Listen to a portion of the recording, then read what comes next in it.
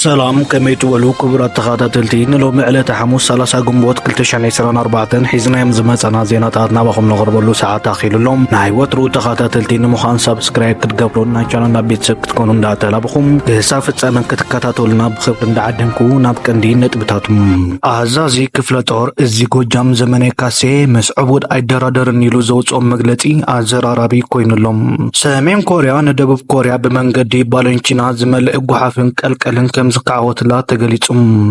مونغو حيلتات تግራይን ኣምሓራን ተፈጢሩ ዘሎ ወጥሪ ናብ ዝገደደ ክዓርክ ተሰጊኡ ዝብሉን ካልእን ዜናታት ሒዝናልኩም መፂና ኣለና ሰናይ ምክትታል ሰሜን ኮርያ ንጎረቤታ ደቡብ ኮርያ ጉሓፍ ደፊኣትላ ሰሜን ኮርያ ብኣሳት 260 ዓበይቲ ባሉናት ዝተጻዕነ ጉሓፍ ኣብ ልዕሊ ጎረቤት ሃገር ደቡብ ኮርያ ደፊኣትላ ነዚ ስዒቡ ሰራዊት ደቡብ ኮርያ እትቕልቀል ከይተረፈ ዝሓዘ ጉሓፍ ምድፋም ቁሉዕ ምጥሓስ ዓለም ለኻዊ ሕጊ እዩ ክብል ኮኒንዎሎም ሰመዚ ሲኡል ናበርቲ ናብ ግዳም ከይወፁን ዝኾነ መንነቱ ዘይተፈልጠ ነገር ከይትንክፉና ጠንቂቖም ኣለዎም እተን ባሉናት ኣብ ደቡብ ኮርያ ካብ ዝርከባ 9 ኣውራጃታት ኣብተን 8 ዝተረኸባ ኮይነን ሰሜንን ደቡብን ኮርያ ክልቲአን ካብቲ ኣብ 1950ታት ዝተኻየደ ኩናት ኮርያ ጀሚረን ኣብ ፕሮፓጋንዳ ወፍረታተን ባሉን ክጥቀማ ፀኒሐን ኣቐዲሙ ሰራዊት ደቡብ ኮርያ ኣብተን ባሉናት ናይ ሰሜን ኮርያ ፕሮፓጋንዳ ወረቓቕቲ እንተሃልዩ ምርምር ከም ዘሎ ገሊጹ ከም ዝነበረን ተሓላለኽቲ መሰላት ንጭቆና ሰሜን ኮርያ ዝኾነን ባሉናት ካብ ደቡብ ኮርያ ናብ ሰሜን ኮርያ በባሉናት ከም ዝሰደዱ ይፍለጥ ቅድሚ ሒደት መዓልታት ሰሜን ኮርያ ደለይት ፍትሒ ደቡብ ኮርያ ኣብ ከባቢታት ደባት ብተደጋጋሚ ዝብትንዎም ወረቓቕትን ካልእ ጉሓፍን ሓና ከም ትፈዲ ድሕሪ ምግላፅ እዩ እዚ ዳሕርዋይ ፍጻመ ኣጋጢሙ ዘሎ ምክትል ሚኒስተር ምክልኻል ሰሜን ኮርያ ኪም ካንግ ኢል ብሰንበት መንግስታዊ ሚድያታት ኣብ ዝሃቦ መግለፂ ኣብ ቀረባ እዋን ጉሓፍን ርስሓትን ንምእላይ ኣብ ደቡባውን ከባቢታትን ውሽጣዊ ክፋልን ደቡብ ኮርያ ክንብተኒና ንምእላዩ ድማ ክሳዕ ክንደይ ከም ዘፀግማ ብቐጥታ ክትመሃርያ ኢሉ ነይሩ ኣብ ማሕበራዊ መራኸቢታት ዝተዘርግሑ ኣሳእሉ ወረቐት ሽቓቕ ፀሊም ሓመድን ባትርን ካልኦት ትሕዝቶታትን ዘለዎም ፌስታላት ከም ዘለውን ማዕከናት ዜና ደቡብ ኮርያ ዮንሃፕ ገለ ካብቶም ዝወደቑ ባሉናት ቀልቀል ዝመስል ነገር ዝሓዙ እዮም ክትብል ፀብፂባ ሰራዊት ደቡብ ኮርያ ነቲ ተግባር ቁሉዕ ምጥሓስ ዓለም ለኻዊ ሕጊ ክብል ኮኒንዎ ከም ዘሎን ናይ ድሕነት ህዝብና እውን ብከቢድ ኣብ ሓደጋ ዘእትዩ ሰሜን ኮርያ ነዚ ኢሰብኣውን ጨካንን ስጉምቲ ብቕልጡፍ ደው ከተብሎ ኣትሪርና ነጠንቅቕ ኢሎም ኣብ መጀመርታ ናይ ዝወርሒ ኣብ ደቡብ ኮርያ ዝመደበሩ ጉጅለ ተጣባቃይ ሰብኣዊ መሰላት ፀረ ሰሜን ኮርያ ዝኾኑ ጽሑፋት ናይ ኮርያ ፖፕ ሙዚቃን ቪድዮታት ዝሓዙ ፍላሻትን ዘለዎም 20 ባሉናት ናብ ስግረዶብ ሃገረ ሰሜን ኮርያ ከም ዝሰደደ ምግላጹ ይዝከር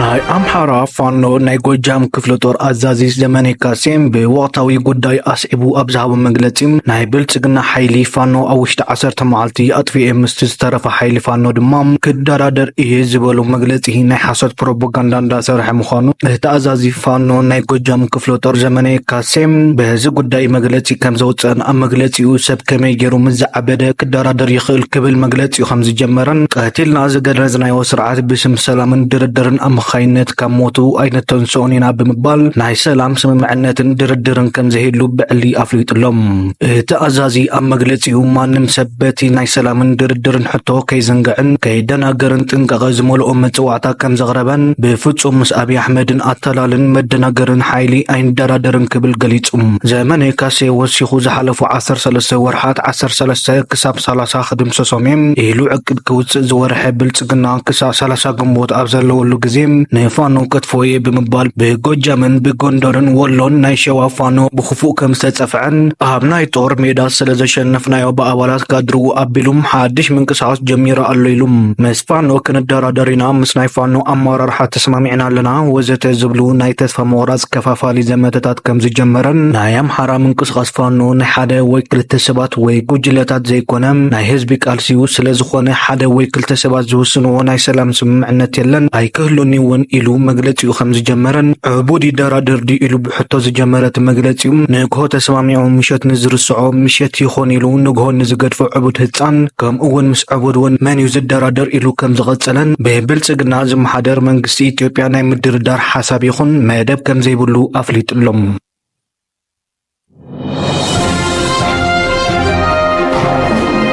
እስራኤል ንመላእ ዶብ ቃዛ ከም ዝተቆጻጸረት ኣፍሊጣ ኣላ።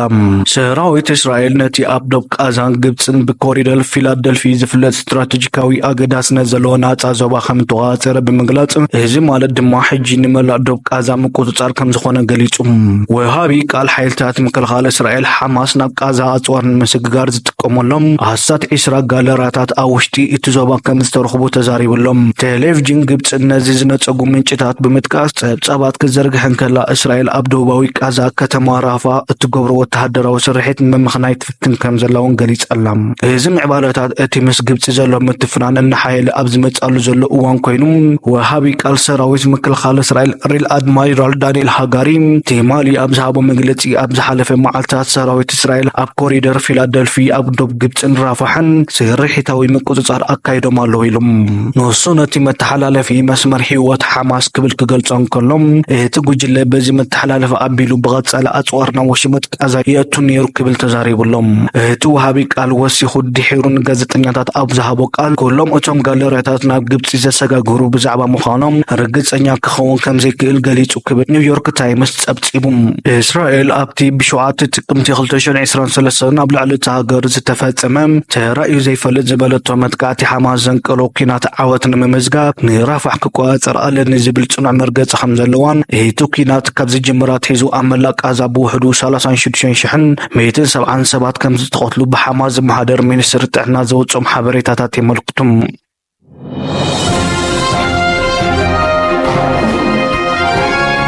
ኣብ ኢትዮጵያ ኣብ መንጎ ክልል ትግራይን ኣምሓራን ዘሳሕብ ዘሎ ጉዳይ ኣላማጣ ራያን ወልቃይትን ብልዑል ናህርን ምፍታትን እንደቐጸለ ኣብ ዘለወሉ ግዜ ሓይልታት ትግራይ ኣብ ከተማ ኣላማጣ ብብዝሒ ይረኣዩ ከም ዘለውን ኣብ ኣብያተ ትምህርቲ ከም ዝሰፈሩን ነበርትን ብክልል ኣምሓራ ዝተመዘዘም ከንቲባ እታ ከተማ ንቢቢሲ ተዛሪቡ። ብወገን ክልል ትግራይ ዘሎ ከንቲባ እታ ከተማ ብወገኑ እዚ ፍጹም ሓሶት ዝወፅእ እምበር ዝኣተወ ስሩዕ ሰራዊት የለን ክብል ነጺግሎም። ቅድሚ ሂደት ሰሙናት ኣብ ኣፈጻጽማ ውዕል ፕሪቶርያ ዝዘተዩ ተወከልቲ ትግራይን መንግስቲ ፌደራልን ኣብ መንጎኦም ዘይምትእምማን ብጽንሑ ክንገር ጸኒሖም። ኣብ መጀመርታ መጋቢት ብሕብረት ኣፍሪካ ዝምእዘን ዘተይ ኣብ ኣዲስ ኣበባ ተኻይዱ ነይሩ። ሓደ ካብቶም ስኒ ዘይፈጠሩ ጉዳያት እቶም ኣብ ኢድ ዕጡቓት ኣምሓራ ዝርከቡ ከባቢታት ዝምልከት ኮይኑ እዚ ድማ ምስ ምምላስ ተመዛበልቲ ብቐጥታ ዝተሓሓዝ እዩ። ኣብቲ ሓባራዊ ዘተ እቶም ብኣምሓራ ዝቖሙ ግዝያዊ ምሕደራት ፈሪሶም ኣብቶም ከባቢታት ሰራዊት ፌደራል ክጸንሑን እቶም ዝተመዛበሉ ናብ መረበቶም ክምለሱን ኣብ መረደዳ መብጽሖም ከም ዝሓበረ ይዝከር። ቢቢሲ ዘዘራረቦም ነበርቲ ካብ ዝሓለፈ ሰሙን ሶኒ ጀሚሩ ምንቅስቓስ ዕጡቓት ሓይልታት ቅድሚ ኩናት ነታ ከተማ ዘማሕደሩ ዝነበሩ ሽሙኛታት ትግራይን ይረኣዩ ምህላውን ይሕብሩ። ሓደ ስሙ ክጥቀስ ዘይደለየ ነባሪ ባንዴራ ትግራይ ናይ ጋንታ ዓጥቂ ስናይፐር ሒዞም ኣየር ማረፊያ ኣብ ዝበሃል ከባቢ ቤት ትምህርቲ ኣዲስ ዓለም ዕጡቓት ሕወሓት ይነብሩሉ ኣለዉ ክብል እቶም ናብታ ከተማ ኣትዮም ዝበሎም ዕጡቓት ሓይልታት ትግራይ ምስቲ ኣብቲ ከባቢ ዘሎ ሰራዊት ምክልኻል ዝርርብ ምስ ተገብረ ናብቲ ኣብያተ ትምህርቲ ከም ዝኣተዉ ወሲኹ ገሊጹሎም። ካልእ ነባሪ እውን ኣብ ዝቐነ ፍሉይ ምንቅስቓሳት ከም ዘሎ ብምሕባር ቅድሚ ኩናት ኣብ ትሕቲ መንግስቲ ትግራይ ናይ ቀበሌን ካልእ መሪሕነት እዚ ከባቢ ኮይኖም ዘገልግሉ ዝነበሩ ሰባት ይረኣዩ ኣለዉ። ገለ ኣጽዋር ሒዞም ኣብ ዙርያ እዛ ከተማ ከም ዘጸግዑ እውን ይዝረብ ኣሎ ክብል ተዛሪቡ። ኣብ ዝኣተውሉ ከባቢ መፈተሺ ነቑጣታት ኣቕሪሞም መለለዩ መንነትን ካልእን ይሓቱ ከም ዘለውን ኣብ ዝሓለፉ 2-3 መዓልትታት ከዓ ናብ መስመር ቆቦ ኣብ ዝወስድ ኣየር ማረፊያ ዝበሃል ከባቢ ኣትዮምን መሊሶም ከም ዝወፁና ረዲሎም። ኣብዚ ቅነ ዕጡቓት ትግራይ ኣብ ክልተ ኣብያተ ትምህርቲ ዓስኪሮም ከም ዘለዉ ዝዛረብ ብወገን ኣምሓራ ዘሎ ከንቲባ ኣቶ ሃይለ ኣብራም ከምኡ እውን ዝምታ ይፍጸም ምህላው እውን ከሲስሎም። እቲ ትግራዋይ ከንቲባ ወሲኹ ምእታው ወይ ምውፃእ ብግቡእ ዘይርድኦም እንተኾይኑ እምበር ኣብቶም ኣካታዕቲ ዝበሃሉ ከባቢታት ዝነበረ ሓይሊ ትግራይ ክወፅእ ተገይሩ ይብል።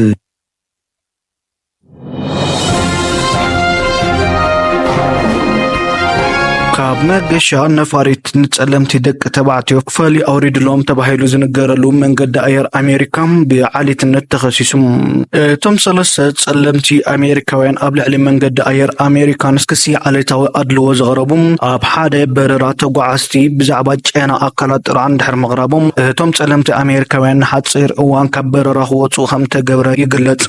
እቶም ብሓባር ኮፍ ዘይበሉን ሓድሕዶም ሌላ ዘይጸንሖም ጸለምቲ ኣሜሪካውያን ነፍሲ ወከፍ ጸሊም ወዲ ተባዕታይ ካብታ ብሓሙሽተ ጥሪ ካብ ፎኒክስ ኣሪዞና ናብ ኒውዮርክ ትጓዓዝ ዝነበረት በረራ ከም ዝተኣልዩ ይዛረቡ። እዞም ውልቀ ሰባት ትማሊ ረቡዕ ኣብ ዝሃብዎ ሓባራዊ መግለጺ መንገዲ ኣየር ኣሜሪካ ጸለምቲ ብምዃንና ፈልዩ ኣውፂኡና ኣሕፊሩና ናዋሪዱናን እዩ ክብሉ ከሲሶም ኣለዉ። እቲ ኣብ ቴክሳስ ዝመደበሩ መገዲ ኣየር እቲ ዝቐርብ ዘሎ ክስታት ምስ ክብርታቱ ከም ዘይሳነ ብምግላጽ ነቲ ጉዳይ ይምርምሩ ከም ዘለውን ገሊጹሎም። ብመሰረት ብጉጅለ ተጣበቕቲ ተገልገልቲ ፓብሊክ ሲቲዘን ዘቕረቦ ፌደራላዊ ክሲ እቶም ውልቀ ሰባት መንበሮም ሒዞም ካብ ፎኒክስ ክብገሱ ኣብ ዝዳለውሉ ዝነበሩ እዋን ሓደ ሰራሕተኛ እቲ ንበረራ ንነፍሲ ወከፎም ቀሪቡ ካብታ ነፋሪት ክወፁ ከም ዝሓተትዎምን ጸለምቲ ኣሜሪካውያን ካብታ ነፈርቲ ክወፁ እንከለዉ ኩሉ ኣብታ በረራ ዝነበረ ካልኦት ጸለምቲ እውን ይእለዩ ከም ዝነበሩ ከም ዘረድኡን ከሲሶም። ዝኸበርኩም ተኸታተልቲ ንሎሚ ሐሙስ 30 ግንቦት 2024 ዝበልናዮም ትሕዝቶ ዜናና ኣብ ዝፈፂምና ኣለና። ንስለ ምክትታልኩም ብልቢ የመስግን። ሰላም